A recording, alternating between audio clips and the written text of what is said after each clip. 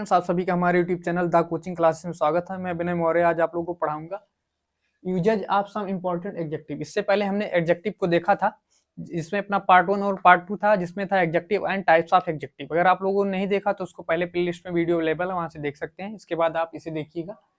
अब इसमें क्या है, अपना कई प्रकार के एडजेक्टिव हैं जिन्हें हम देखेंगे, जिसमें अपना पहला little, a little, the little.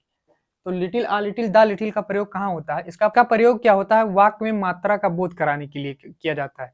इसमें समानता क्या होता है कि मटेरियल नाउन का प्रयोग किया जाता है, और वो भी अपना होता है अनकाउंटेबल नाउन। तो इसको अगर हम लिखना चाहें तो लिखेंगे क्या? इसका प्रयोग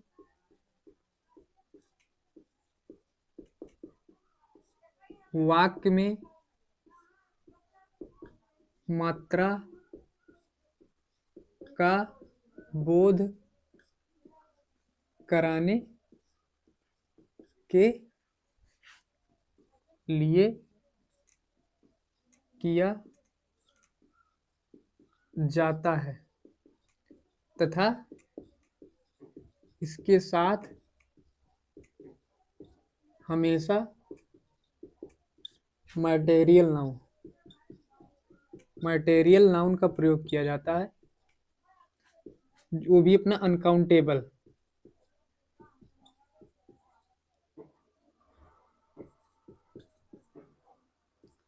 का प्रयोग किया जाता है।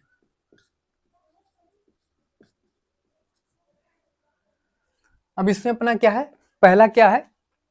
लिटिल है। तो लिटिल का प्रयोग कहाँ होता है? इसका प्रयोग सेंटेंस में क्या होता है? नकारात्मक भाव व्यक्त करता है, और इसका मतलब ये होता है कि कुछ भी नहीं। इसका मतलब एकदम जो भी कुछ है उसमें कुछ भी नहीं का भाव व्यक्त किया जाता है। अगर इसको हम देखना चाहें तो क्या हो जाएगा अपना? पहला क्या है? लिटिल। इसका अर्थ होता है कुछ भी नहीं, कुछ भी नहीं। अगर अपने पास कुछ भी, अगर उसको घर में व्यक्त करना है तो हमारे पास अगर कुछ भी नहीं है तो उसके लिए हम लिटिल का प्रयोग करेंगे। तो कुछ भी नहीं, और ये अपना क्या है? नकारात्मक भाव व्यक्त करता है, नकारात्मक भाव व्यक्त करता है। अब जैसे एग्जांपल्स के लिए अगर हम देखना चाहें तो हो जाएगा like there is little water in this pond. और दूसरा अगर लिखना चाहें तो हो जाएगा there is little oil in this bottle. अब देखिए इसमें क्या है, पहला सेंटेंस क्या है? There is little water in this pond, मतलब इस तालाब में जो है पानी कुछ भी नहीं है। लिटिल का अर्थ क्या होता है? कुछ भी नहीं। तो इस तालाब में पानी जो है कुछ भी नहीं है। और दूसरा सेंटेंस क्या है? There is little oil in this bottle, मतलब इस बोतल में जो है अपना तेल भी कुछ भी नहीं है। इसका अर्थ यही हुआ।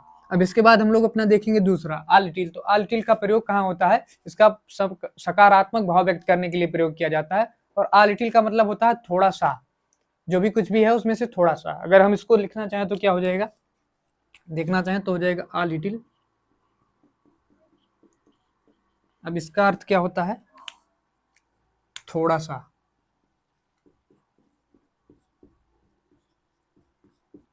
और ये सकारात्मक भाव व्यक्त करता है।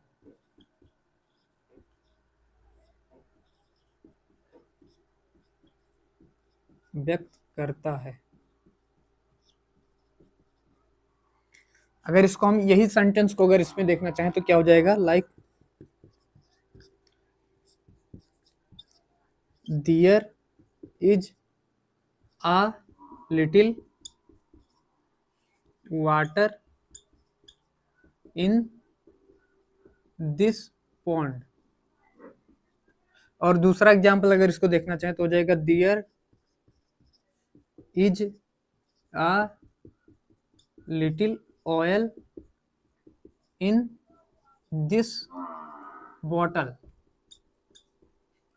अब पहला सेंटेंस क्या है? There is a little water in this pond, मतलब इस तालाब में थोड़ा सा पानी है। There is a little oil in this bottle, इस बोतल में थोड़ा सा तेल है। तो हमें लगता है आप लोगों को समझ में आ गया होगा कि लिटिल और आ लिटिल में डिफरेंस क्या है। लिटिल क्या है अपना, इसमें नकारात्मक भाव व्यक्त करता है और आ लिटिल जो है अपना सकारात्मक भाव व्यक्त करता है। अब इसके बाद अपना तीसरा है द लिटिल। तो द लिटिल का प्रयोग क्या होता है, ये भी सकारात्मक भाव व्यक्त करता है और इसका अर्थ होता है जो भी अगर अपने पास कुछ है तो उसका मतलब वो पूरा का पूरा इसमें द लिटिल का होता है। तो इसको अगर हम देखना चाहें तो हो जाएगा द लिटिल, द लिटिल, इसका अर्थ होता है पूरा, जो कुछ है पूरा।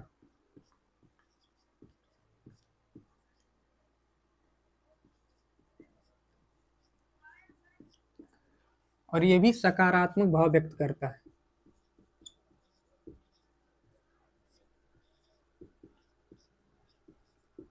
व्यक्त करता है। अगर इसको ही हम सेंटेंस के माध्यम से देखना चाहें तो हो जाएगा like he gave me the little money he had. और दूसरा अगर एग्जाम्पल्स हम देखना चाहें तो ही you can write this letter because the little ink in the pen. अब पहला सेंटेंस क्या कह रहा है, he gave me the little money he had. इसका अर्थ यह हुआ कि उसने हमें धन दिया, मतलब पैसा दिया, जो भी उसके पास कुछ भी था वो पूरा उसने हमें दे दिया। और side this letter because the little ink in the pen, इसका अर्थ हुआ कि आप पत्र को इस पत्र को लिख सकते हैं क्योंकि जो भी अपना क्या है, कुछ भी जो भी थोड़ा सा अपना इंक है उसके साथ आप इस पेन में है उससे आप लोग पत्र लिख सकते हैं। तो हमें लगता है आप लोगों को समझ में आ गया होगा कि लिटिल, आ लिटिल और द लिटिल में डिफरेंट क्या है। लिटिल का मतलब होता है कि यह अपना नकारात्मक भाव व्यक्त करता है और इसका मतलब होता है कुछ भी नहीं। और आ लिटिल का ये अपना क्या करता है, सकारात्मक भाव व्यक्त करता है और इसका मतलब है थोड़ा सा। और द लिटिल का मतलब होता है कि जो भी कुछ है उसका पूरा, उसको अगर लिया जाए तो उसके लिए हम द लिटिल का प्रयोग करते हैं और ये भी अपना सकारात्मक भाव व्यक्त करता है। अब इसके बाद हम लोग दूसरा देखेंगे जिसमें अपना few, uh few, the few. तो पहले इसे मिटाते उसके बाद देखते हैं। हम लोग देखते हैं अपना दूसरा क्या है, few, uh few, the few. इसका प्रयोग कहाँ होता है, इसका प्रयोग वाक्य में क्या होता है, संख्या का बोध कराने के लिए किया जाता है और इसमें हमेशा क्या होता है, प्लूरल काउंटेबल नाउन का प्रयोग किया जाता है। अगर हम इसको लिखना चाहें तो लिखेंगे क्या, इसका प्रयोग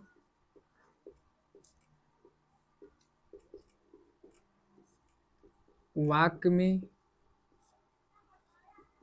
संख्या का बोध कराने के लिए किया जाता है तथा इसके साथ हमेशा प्लूरल काउंटेबल नाउन का प्रयोग किया जाता है।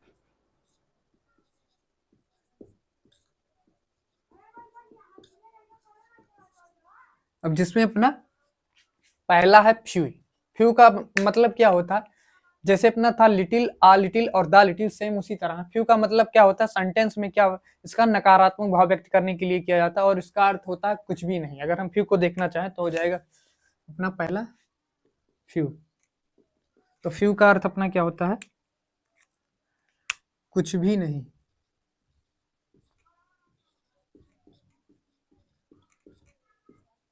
और ये नकारात्मक भाव व्यक्त करता है। अगर हम इसको सेंटेंस के माध्यम से देखना चाहें तो देखेंगे there is few boys in this class. और दूसरा हो जाएगा there is few pen I have got. अब इसका मतलब क्या हुआ? पहला sentence there is few boys in this class, इसका मतलब हुआ कि इस क्लास में कोई भी बच्चा अपना नहीं है। और उसके बाद दूसरा सेंटेंस है there is few pens I have got, मतलब हमारे पास कोई पेन नहीं है, इसका अर्थ यही हुआ। अब इसके बाद हम लोग दूसरा देखेंगे। दूसरा अपना क्या है? आप यू। तो आप यू क्या होता है? सेंटेंस में इसका सकारात्मक भाव व्यक्त करता है। इसका मतलब होता है कि जो भी अपना थोड़ा सा हो, जैसे अपना द लिटिल था सेम उसी प्रकार। अब इसको हम देखना चाहें तो हो जाएगा अपना आप यू। आप यू का अर्थ क्या हो जाएगा? कुछ। अगर हम इसको लिखना चाहें तो कुछ। इसका अपना क्या हो जाएगा? सकारात्मक। और इसको सेंटेंस के माध्यम से देखना चाहें तो हो जाएगा लाइक। यही सेंटेंस अगर लेना चाहें तो हो जाएगा there is a few boys in this class. और दूसरा सेंटेंस अपना हो जाएगा, क्या हो जाएगा ये? There is a few pens I have got. अब ये दूसरे दो सेंटेंस है करके हम लोग देखेंगे। There is a few boys in this class, मतलब इस क्लास में कुछ बच्चे हैं। और दूसरा है there is a few pens I have got, मुझे कुछ पेन मिला। अब ये हमें लगता है आप लोग समझ में आ गया होगा फ्यू अ फ्यू। अब इसके बाद अपना क्या है? तीसरा द फ्यू। तो द फ्यू का मतलब होता है कि पूरा पूरा जो भी अपने पास कुछ है, और ये भी अपना सकारात्मक भाव व्यक्त करता है। अगर हम इसको देखना चाहें तो हो जाएगा द फ्यू। द फ्यू का मतलब हो गया जो भी है कुछ पूरा, जो कुछ भी है पूरा। ये भी अपना सकारात्मक भाव व्यक्त करता है। अगर इसको हम सेंटेंस के माध्यम से देखना चाहें तो हो जाएगा like I have read the few books from your library. और दूसरा अगर देखना चाहें तो हो जाएगा द टीचर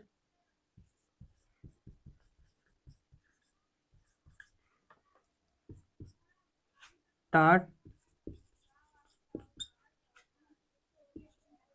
yesterday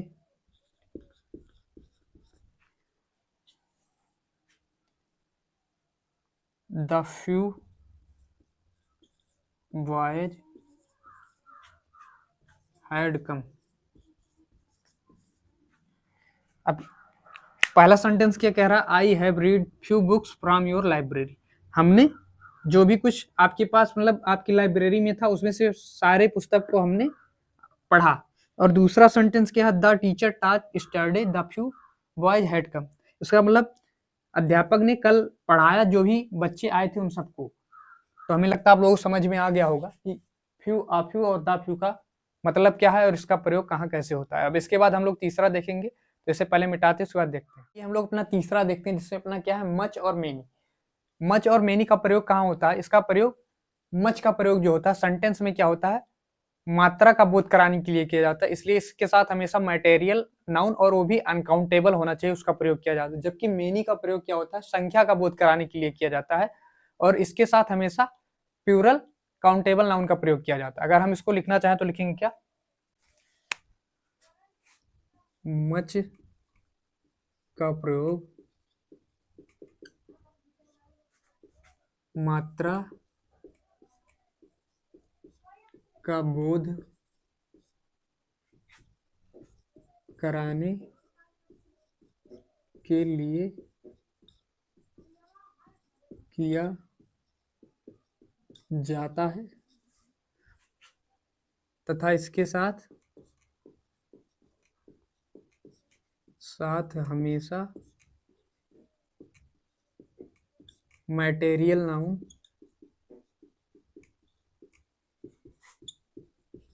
वो भी अपना क्या होना चाहिए, अनकाउंटेबल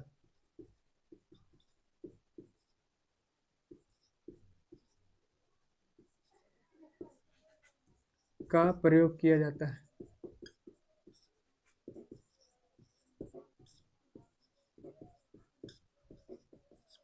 जबकि मेनी का प्रयोग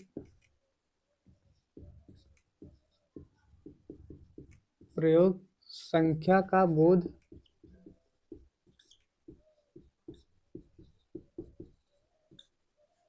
बोध कराने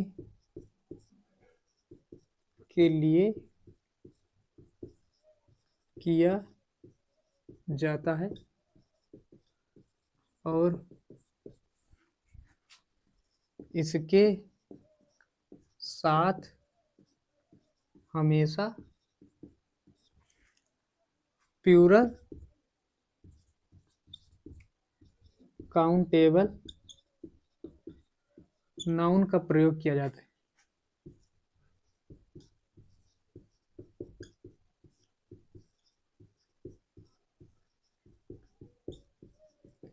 अगर इसको हम सेंटेंस के माध्यम से देखना चाहें तो हो जाएगा लाइक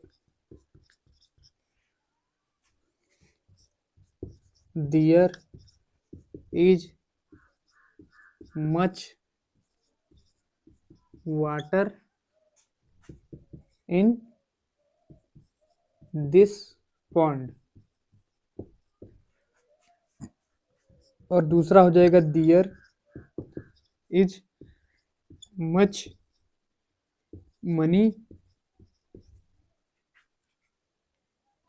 सी हैज गॉट। और अगर हम मेनी का देखना चाहें तो हो जाएगा there are many boys in this class. और अगर एक सेंटेंस देखना चाहें तो हो जाएगा there are many pens I have got. अब क्या कह रहा है अपना, क्या मच का मतलब क्या होता है, मच का प्रयोग मात्रा का बोध कराने के लिए किया जाता है। इसके साथ हमेशा मटेरियल नाउन वो भी अपना अनकाउंटेबल जिसे हम गिन ना सके।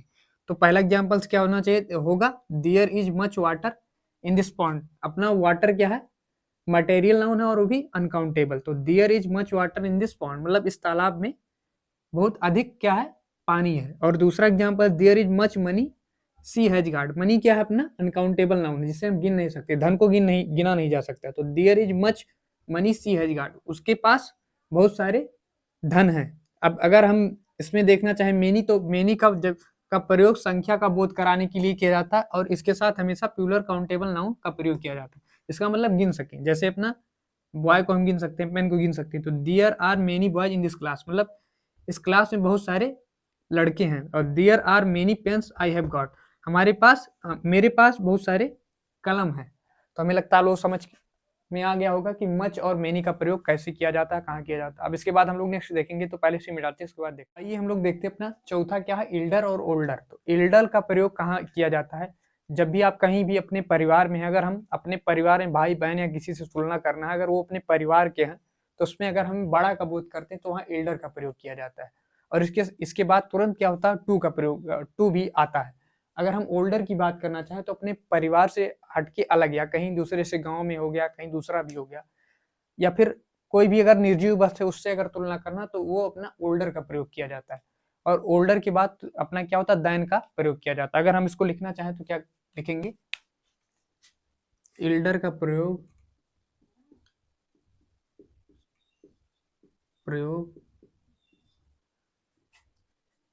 अपने परिवार में किसी व्यक्ति के बड़ा होने का बोध कराता है और इसके तुरंत बाद टू का प्रयोग किया जाता है।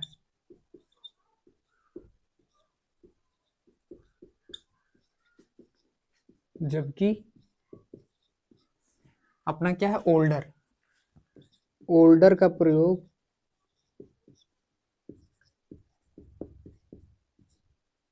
अपने परिवार से अलग या किसी निर्जीव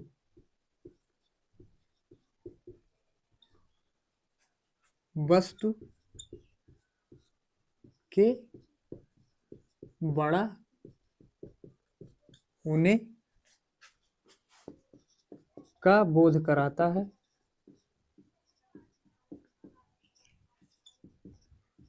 और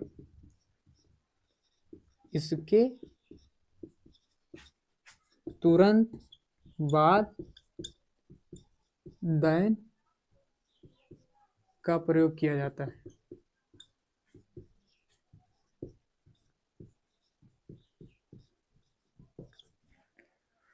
अब अगर हम एग्जाम्पल्स के माध्यम से देखना चाहें तो हो जाएगा लाइक, पहला क्या, एल्डर, एल्डर का प्रयोग अपने ही परिवार के किसी व्यक्ति में बड़ा होने का बोध कराता है। तो जैसे Ram is elder to Shyam,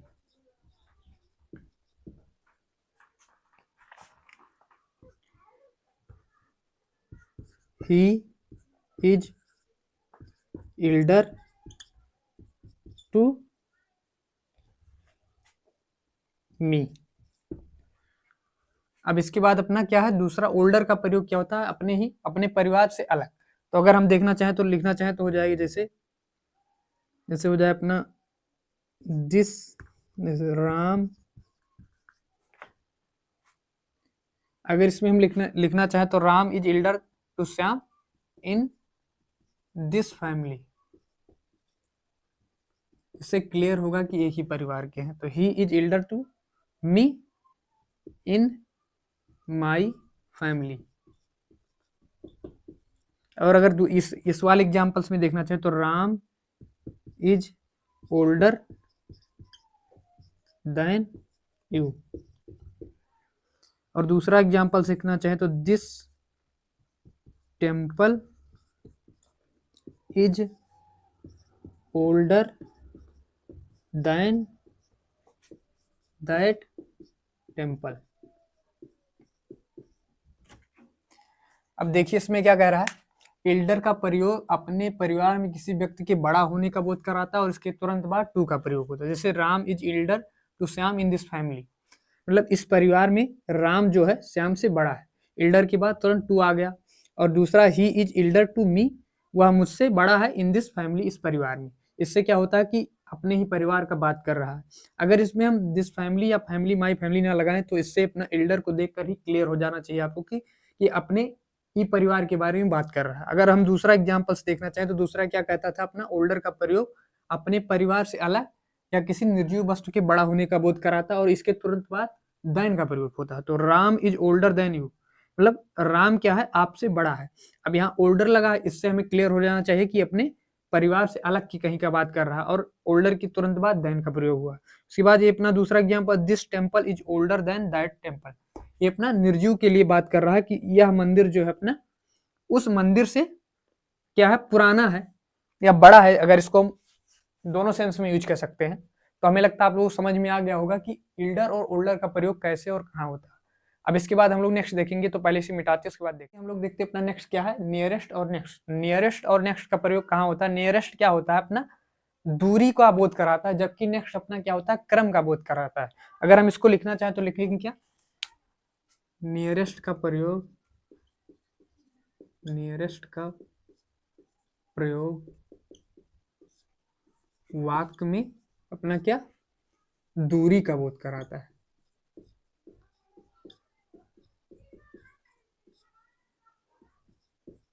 कराता है, जबकि नेक्स्ट का प्रयोग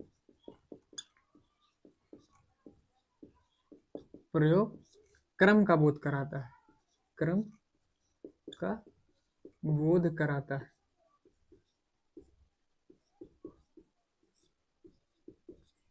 अगर हम इसको एग्जांपल्स के माध्यम से देखना चाहें तो पहला हो जाएगा like Lucknow is my nearest city. और दूसरा एग्जांपल्स अगर देखना चाहें तो हो जाएगा अपना Ayodhya is my nearest railway station. और अगर हम नेक्स्ट का देखना चाहें तो अपना क्या हो जाएगा, you are next student in this class. और अगर दूसरा देखना चाहें तो क्या हो जाएगा, तो Rita is next topper. Rita यहाँ हो जाएगा would be next topper in this class. अब नियरेस्ट और नेक्स्ट का प्रयोग कहाँ होता है, नियरेस्ट का प्रयोग दूरी का बोध कराता है। Lucknow is my nearest city, इसका मतलब क्या हो, लखनऊ जो है हमारी सबसे नजदीक वाली शहर है, सबसे नजदीक वाला शहर है। तो नियरेस्ट मतलब क्या हो गया, अपना दूरी का है बोध हो गया। Ayodhya is my nearest railway station, मतलब हमारे यहाँ से अयोध्या रेलवे स्टेशन नजदीक है। यहाँ अपना नियरेस्ट का अर्थ क्या हुआ, यहाँ दूरी का बोध करा रहा है। अब दूसरा क्या हो गया अपना, जबकि अपना नेक्स्ट का प्रयोग क्रम का बोध कराता है, मतलब 1 2 3 4 जो भी अपना क्रम है, नेक्स्ट मतलब दूसरा हो जाता है। तो you are next student in this class, मतलब इस कक्षा में आप दूसरे विद्यार्थी हैं। और दूसरा क्या है, Rita would be next topper in this class, मतलब इस क्लास में रीता दूसरी टॉपर होगी। तो हमें लगता है आप लोग समझ में आ गया होगा कि नियरेस्ट और नेक्स्ट का प्रयोग कैसे होता है।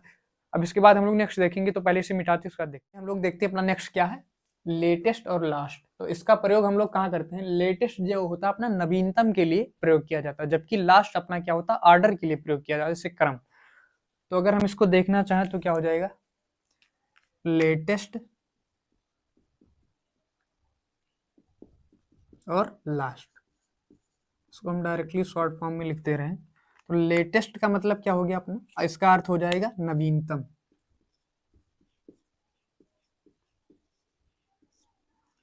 और लास्ट का अर्थ हो जाएगा अपना क्या हो जाएगा, क्रम से हो जाएगा, जिसे कहते हैं अंतिम।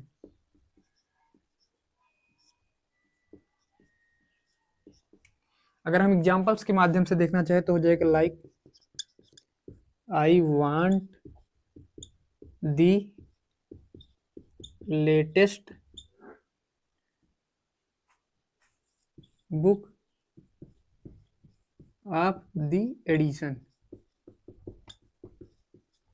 और अगर हम दूसरा देखना चाहें तो you are the last boy in this seminar. तो अपना क्या है, लेटेस्ट और लास्ट जो है, ये दो एग्जांपल से अपना पहला क्या, latest, I want the latest book of this edition, मतलब इस संस्करण का हमें नवीनतम जो है बुक चाहिए। और दूसरा क्या है, you are the last boy in this class in this seminar, मतलब इस सेमिनार में आप अंतिम जो है क्या है, लड़के हैं। तो हमें लगता है आप लोगों को समझ में आ गया होगा कि लेटेस्ट और लास्ट का प्रयोग हम लोग कैसे करते हैं। तो अब इसके बाद हम लोग नेक्स्ट देखेंगे जो कि अपना लास्ट होगा, तो पहले से मिटाते हैं उसके बाद देखते हैं। आइए हम लोग अपना लास्ट देखते हैं क्या है अपना लेटर और लेटर। इसका प्रयोग हम लोग कहाँ करते हैं? लेटर का क्या होता है प्रयोग?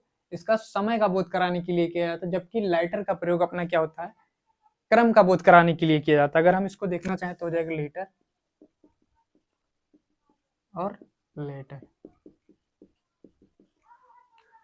इसका प्रयोग अपना क्या है? समय का बोध कराने के लिए किया जाता है और इसका प्रयोग क्रम का बोध कराने के लिए किया जाता है। इसका अर्थ होता है वैसे बाद वाला।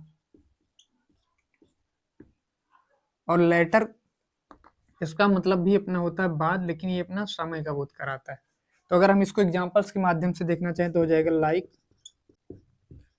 Sanjay came later than Deepak. और अगर हम दूसरा एग्जांपल्स देखना चाहें लेटर, तो यही एग्जांपल हो जाएगा इसके लिए भी, संजय केम लेटर देन दीपक। सेंटेंस दोनों सेम है और लेटर और लेटर का प्रयोग हुआ है जिसमें हमें इसका अर्थ हमें फाइंड करना है। तो संजय केम लेटर देन दीपक, इसमें क्या होता है अपना टाइम का यानी समय का बोध हो रहा है, और इसमें क्या हो रहा है अपना क्रम का बोध हो रहा है। तो संजय केम लेटर देन दीपक मतलब क्या है अपना संजय जो है दीपक से पहले आया है। अब इसमें लेट इसका अर्थ हो गया अपना समय से, और संजय केम लेटर देन दीपक मतलब संजय जो है दीपक से पहले आया है, इसमें अपना क्रम का बोध हो रहा है। तो हमें लगता है आप लोग समझ में आ गया होगा कि लेटर और लेटर का प्रयोग हम लोग कैसे करते हैं। हमें लगता uses of some important adjective. इससे पहले हमने एडजेक्टिव को समाप्त कर दिया जिसमें पार्ट 1 और पार्ट 2 था। अगर आप लोगों ने नहीं देखा तो आप लोग देख लीजिएगा। और इसको क्या करना है कि इसका नोट्स बनाते हुए चलना है। और इससे पहले हमने पार्ट ऑफ स्पीच जैसे अपना नाउन प्रोनाउन और इन सबको पढ़ा है। अगर आप लोगों ने नहीं देखा तो आप लोग वीडियो प्लेलिस्ट में अवेलेबल वहां से देख सकते हैं। और हम लोग मिलेंगे नेक्स्ट वीडियो में किसी नेक्स्ट टॉपिक के साथ। तब तक के लिए जय हिंद।